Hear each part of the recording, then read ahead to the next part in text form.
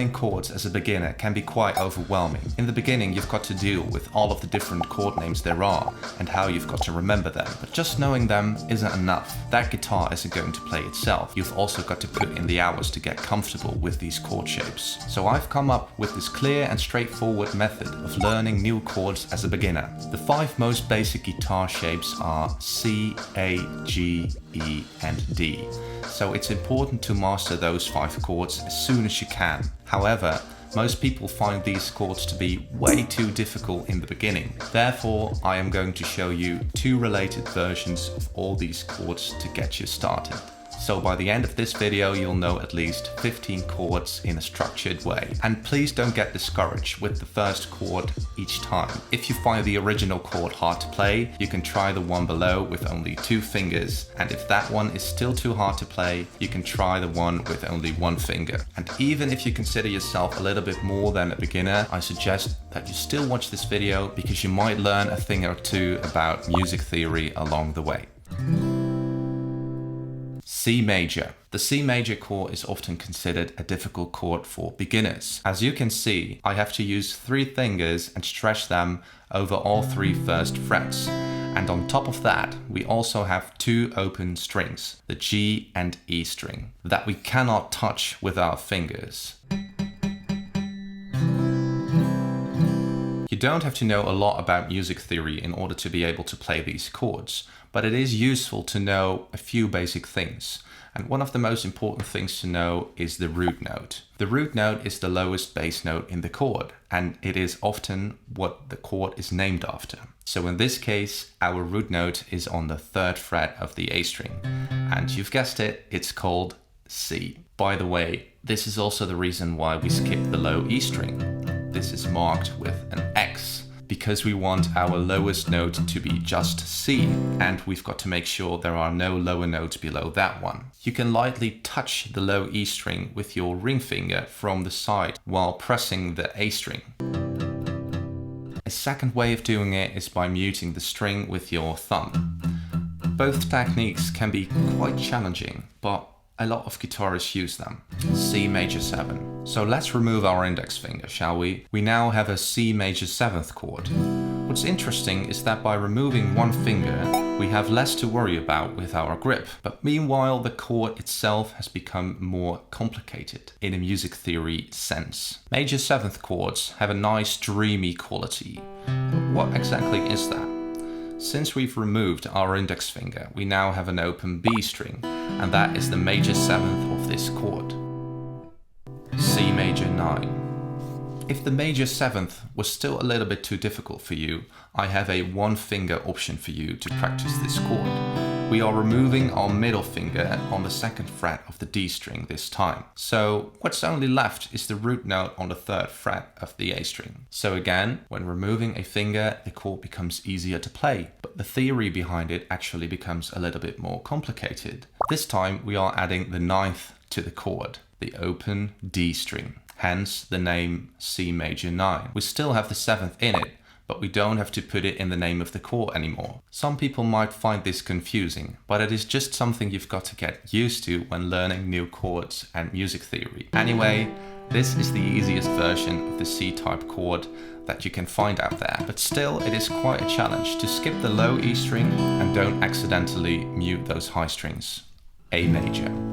So now we're moving on to our next 3 related chords. A Sus2, and E minor with an A in the bass. All of these 3 chords have the open A string in common, with the low E string marked with an X. With this chord, we have our index finger on the D string, our middle finger on the G string, and our ring finger on the B string. Once again, the plain version of A is the hardest to play, 3 fingers. This time, our index finger and ring finger are all on the same fret on different strings. Make sure that you aren't accidentally muting the high E string with your ring finger and that you are not playing the low E string. A suspended 2, A sus2. Once again, we can make this chord way easier to play by removing a finger, but it will change the name chord to A sus2. The sus stands for suspended. With the normal A, our ring finger was the C sharp note, and it was the major 3rd of the chord. But now it's gone. We have an open B string left and we've removed the 3rd from the chord. When this happens, we call it a sus chord.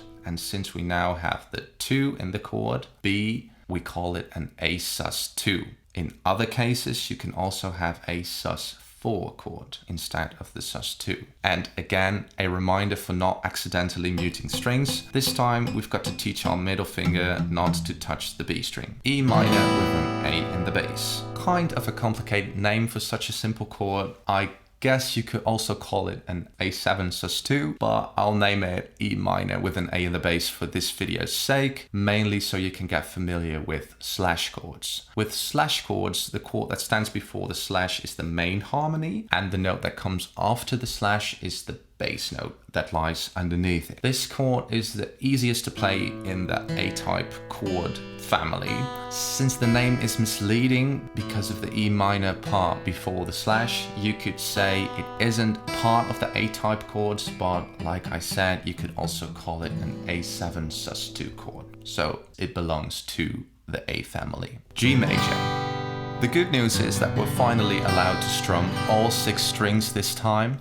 The bad news is that this chord is really challenging because of the large stretch that we've got to make with the 2 fingers. There are different ways of playing G. The first one is with your middle finger on the low E string, your index finger on the A string, and your ring finger on the high E string. The second way is with your ring finger on the low E string, your middle finger on the A string, and your pinky on the high E string.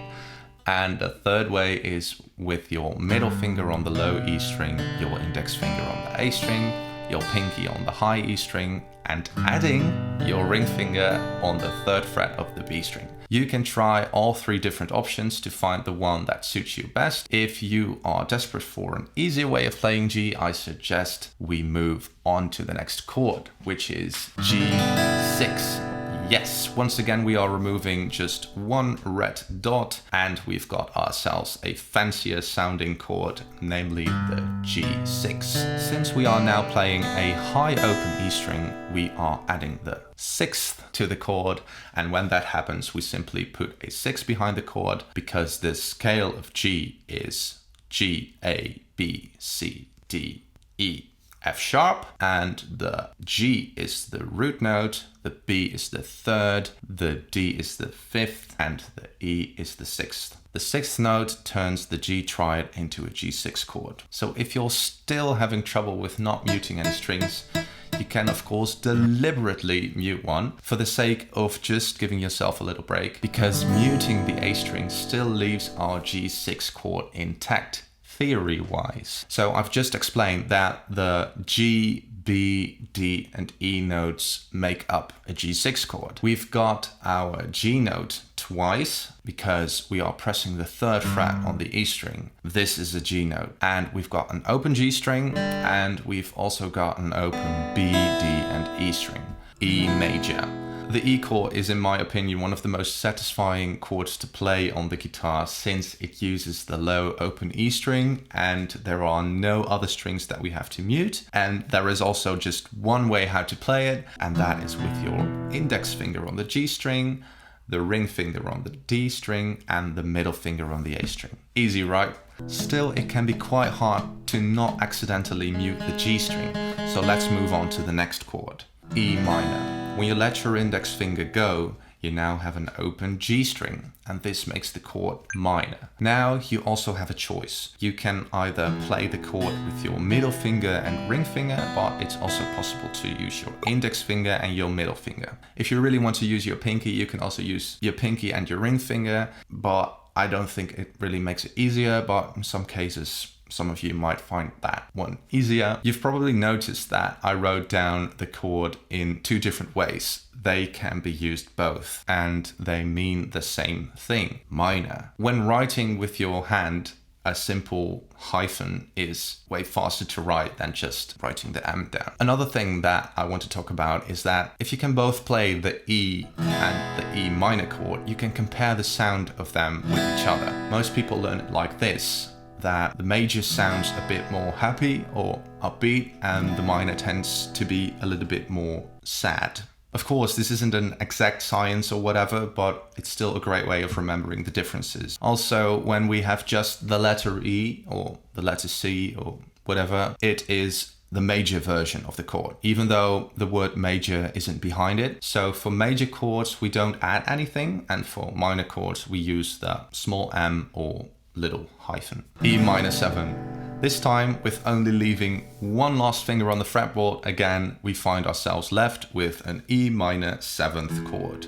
The open G string made the chord minor, and the open D string adds a 7th to it. It's completely fine if you don't understand all of these theory bits in the beginning. They are not your main focus. Some things you've just got to hear and see over and over again until it sips into your brain. But for now, just try to get the shapes and the chords right.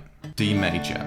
After the C and G, the D major chord is one of the trickiest chords to play for the beginner guitarist. And the bad news is that this chord is very common in pop music. So, what's very important is the fingering of this one. Your middle finger on the 2nd fret of the E string, your ring finger on the 3rd fret of the B string, and your index finger on the 2nd fret of the G string. Now, there is still more bad news because this chord has 2 X's both on the E and the A string. This means we've got to mute those strings if possible. The reason for this is that we want the D string to be the lowest sounding note in this chord in order for it to be an actual D chord, D Sus2. So a little bit easier is the D Sus2 chord, and the good news here is that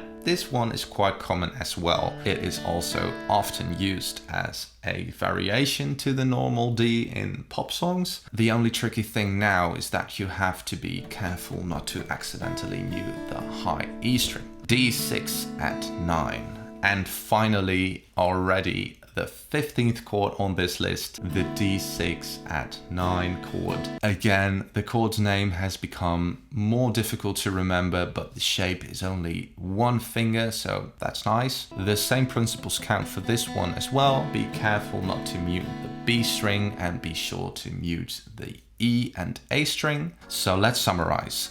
There are 5 basic chords to remember: C, A, G, E, and D. See how they all spell the word caged when you put them right behind each other? I'll maybe do another video later on what caged can mean for your playing and why it's important. If you find the caged chords difficult, you can still practice these shapes by playing the easier chords with fewer fingers that build up to the real deal. So that makes a total of 15 chords that you now know in a structured manner. Of course, there are many different ways to structure chords, but for this video I wanted to focus on just learning the shapes better. If you want more educational videos on music, be sure to check out this video right here if you're still hungry for more.